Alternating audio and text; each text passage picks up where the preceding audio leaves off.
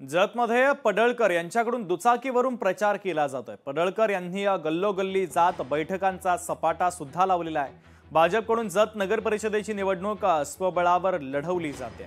त्याच अनुषंगाने आता गोपीचंद पडळकर हे प्रचार करतात। शहरामध्ये अत्यंत वेल एज्युकेटेड तरुण चेहरे आम्ही नगरसेवक पदासाठी उभा केलेले आहेत। शहरामध्ये गेल्या वर्षभरामध्ये मोठ्या प्रमाणामध्ये आम्ही काम केलंय। देवेंद्र फडणवीस साहेबांनी जी माझ्या विधानसभेला सभा घेतली होती आणि त्यामध्ये 288 क्रमांकाचा हा विधानसभा मतदारसंघ आहे दुसऱ्यांसाठी, परंतु माझ्यासाठी नंबर 1 चा आहे आणि त्या पद्धतीने त्यांनी आम्हाला काम पण दिलं। 4 महिन्यात आरटीओ कार्यालय दिलंय MH59 जत, आता ते कार्यान्वित होतंय।